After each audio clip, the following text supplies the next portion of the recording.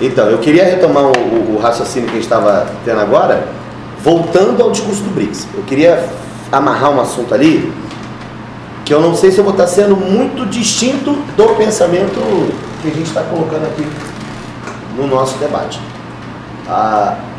Estamos vindo na transição década de 90, anos 2000, ô Bonato, num momento em que, primeiro que a expressão BRIC, ela surge pós-atentado 11 de setembro.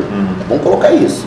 Ela surge pós-atentado 11 de setembro e surge no momento em que você jamais apostaria, você como investidor, jamais apostaria seus recursos no Brasil naquele momento, que vinha de final de governo Fernando Henrique Cardoso, que vinha de transição política no ano 2002, com eleições e a possibilidade de chegada de um governo, que se esperava um governo de esquerda no Brasil, com a eleição de Luiz Inácio da Silva. Concordam? Então, naquele momento, nós vivíamos uma transição, uma desconfiança muito grande, que o BRIC é aonde eu vou acrescentar um negócio aqui. Ele não é forte. O BRIC não é forte. BRIC é apenas um acrônimo que foi criado por economista. Na verdade, o Dean O'Neill criou esse acrônimo em 2001, como forma de incentivar investidores a observarem esses países para os próximos anos. Tanto que quando definimos BRIC, nós definimos primeiramente como países que apresentariam crescimento para as próximas 3 décadas. Sim. Entendeu? E é o que é semelhante ao que está sendo feito hoje, com novos acrônimos que estão sendo criados. Com o quê? Hoje você dentro do BRICS não vê países como o Brasil em crise econômica e política? Você não acompanha, por exemplo, a queda econômica do mercado chinês? A China continua tendo um crescimento fabuloso, mas já não é mais aquele crescimento de 2 dígitos ao ano. Não é aquele crescimento de 12%. Mas não é porque não pode ser. Não é porque ele não cabe mas no mundo atual. Não é porque ela não pode você ter. Tem na China situações que travam isso hoje, como a questão da produção energética, tá certo? Você tem necessidade hoje de buscar novos parceiros comerciais, novos recursos em outras regiões. A China, ela continua. Nós não entendemos o que eu estou colocando, Bonato, só para amarrar o raciocínio e você termina. O que eu estou colocando é, o BRIC de 2001, ele é apenas um acrônimo, só. O BRIC 2008, com a crise financeira dos países capitalistas desenvolvidos, 2008 e 2009, o BRIC é realidade. O BRIC se transforma na realidade, chega à África do Sul para consolidar essa nova relação comercial que nós podemos colocar, e você vai concordar com isso. Há uma nova relação comercial entre os países do Sul. Aquela linha imaginária que dividia países do Norte e países do Sul, o BRIC ele consolida a relação entre os países do Sul. Tá certo? Você vai fomentar um mercado muito mais forte na América Latina, na África, na Ásia. Não tenho como deixar de colocar isso aqui. E isso vai ser importante para a consolidação. Aí vem criação do Banco do BRICS, aumento das parcerias, aumento dos acordos bilaterais realizados entre eles. Perfeito. No entanto, só para finalizar a situação, com algumas situações que estão acontecendo com esses países do BRICS, que não são com todos, novos acrônimos estão sendo criados, para que a gente tenha cuidado e observar isso nas próximas décadas. Quem sabe nos próximos 5, 6 anos, nos próximos 10 anos. Que aí você fala do primeiro acrônimo, MINT, onde você coloca México, Indonésia, Nigéria e Turquia. Tiago, tá certo? Interromper você? A Mariana tinha uma pergunta ainda agora para fazer? Assim, minha pergunta é em relação ao que o Bonato falou, daquela ideia do rio fluido e a ORSS contra. Que como a queda da ORSS acontece e seguem as crises capitalistas, isso seria uma reafirmação das ideias marxistas que o capitalismo é a causa das próprias crises? Na verdade, assim, o capitalismo, ele, por uma questão da sua própria existência, da sua própria estrutura, ele não é eterno, né? Ele não é eterno. Agora, isso não significa que para nós, para a história, está posto que o que virá depois é o socialismo, ou a gente consegue definir por A mais B qual vai ser o próximo estágio, digamos assim, da civilização humana. Isso não. Agora, que ele não é eterno, ele não é eterno. O que nós podemos resgatar da teoria marxista é que o capitalismo ele entra em crise. Entra em crise e ele pode sucumbir diante dessa mesma crise, certo? Quando isso vai se dar? Qual é o potencial dessa crise? Isso não dá para a gente definir, não tem uma data histórica para isso. A retomada de uma crise de 98, retomada porque as crises capitalistas elas vêm do século XIX. A primeira crise do capitalismo foi em 1825, depois 1873, depois 1929, depois 1973. Ou seja, as crises do capitalismo elas são fato histórico, elas vêm, elas ocorrem. São cíclicas, né? São cíclicas. Tem uma teoria econômica que diz que elas são cíclicas, então elas tendem a retornar. Então, ó, 73. Né? Depois disso você tem 89, 98, 2008, você percebe que são dois elementos que agem. Ela sempre retorna, ela é cíclica, então a crise vem, ela tem uma ação de tentar solucionar por si só, muitas vezes, ou com a ação do Estado, ela entra no seu ápice e ela retorna a uma certa normalidade de produção do capital e circulação do capital. Mas ela vai retornar essa crise depois. Segundo o movimento que a gente percebe, o tempo entre uma crise e outra, o espaço entre uma crise e outra, ele vem diminuindo. Por isso que para nós, para a história, e para a vertente marxista, tem uma vertente marxista que ela coloca isso de forma muito mais contundente, as crises do capitalismo estão diretamente ligadas às ações geopolíticas, compreende? Por isso que nós não dissociamos o quê? Não é possível você entender uma crise da Rússia como uma crise ideológica só. Deixaram de acreditar no socialismo, da noite para o dia a Rússia cai. Não. Ela já vinha com uma crise interna dentro do seu sistema de modo de produção controlado pelo Estado, que é a planificação econômica. Ela entra numa crise dos anos 70, termina essa crise com o fim da União Soviética. Um grupo de fatores ali que vai levar a essa decadência. Essa crise soviética dá a impressão às pessoas no campo político ideológico que o socialismo acabou. Beleza, não é o nosso ponto fundamental, porque de fato ele já vinha com uma crise no seu centro, que era a União Soviética. Mas quando a Rússia entra agora como Rússia e como comunidade de estados independentes, não mais com as 15 nações, mas com 12, entra para o capitalismo, ela entra de uma forma que ela vai sentir um impacto muito violento do capitalismo. Porque aquele Estado que controlava a economia, mesmo que mal e porcamente, aos trancos e barrancos na última década, ele não vai dar conta de receber a nova regra do capitalismo, quer dizer, o capitalismo entrando no leste europeu, de forma controlada, incluindo massas das pessoas ao mercado de consumo. Não vai fazer isso. Ele vai desencadear numa miséria violenta, no desmonte de uma estrutura que já estava defasada. Eles não vão conseguir inserir no capitalismo de uma forma equilibrada. Este vai ser o período de crise interna do leste europeu.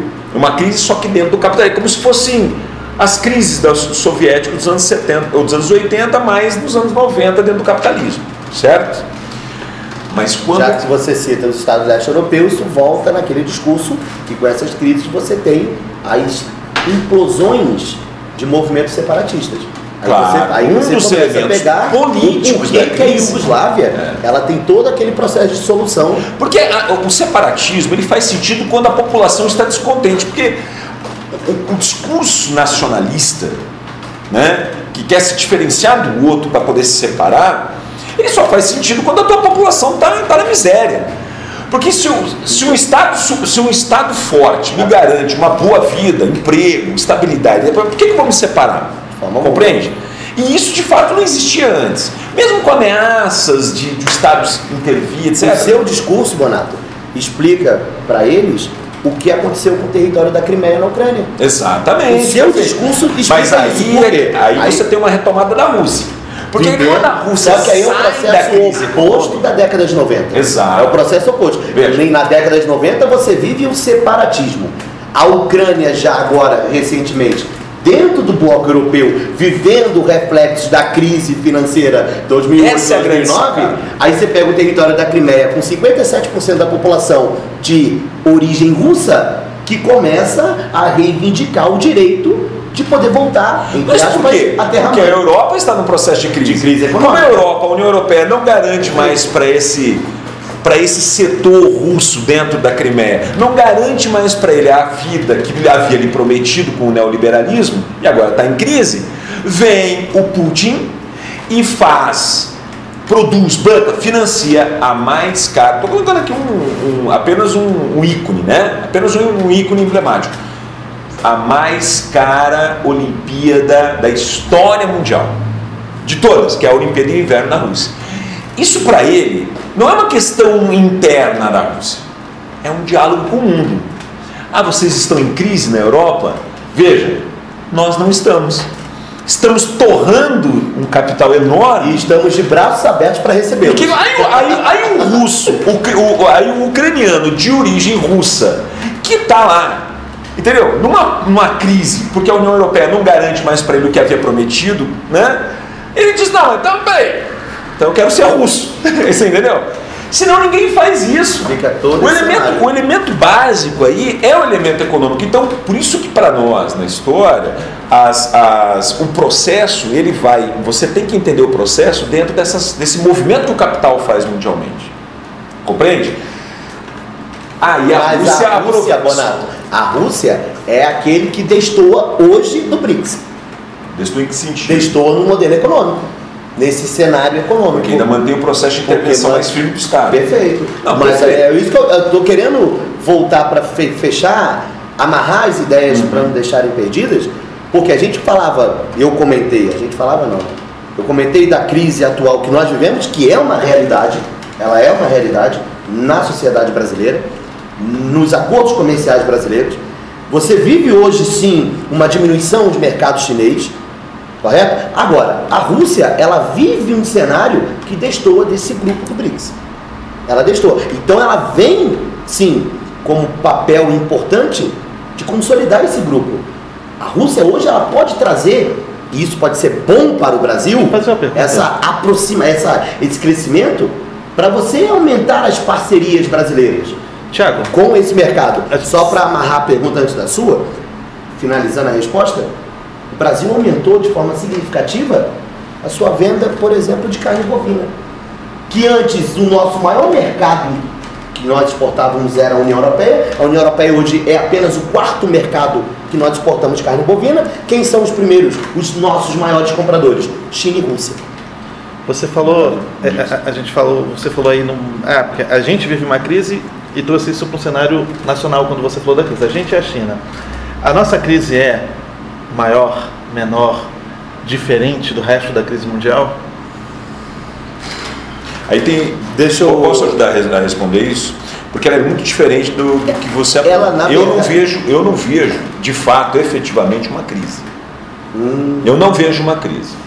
Para mim não existe uma crise hoje. O que existe é um discurso de crise, que é o discurso do Tiago. Você diz no Brasil. No Brasil. E não vejo na China. Mas eu não posso pegar os elementos da China nesse momento, porque eu acho que ele vai abranger. Vai ser muito. Agora veja um elemento importante. Bonato, só para não fugir e não deixar de responder a pergunta do Alexandre. Você concorda ou respeita a sua visão de que aí existe um discurso de crise, mas não há crise?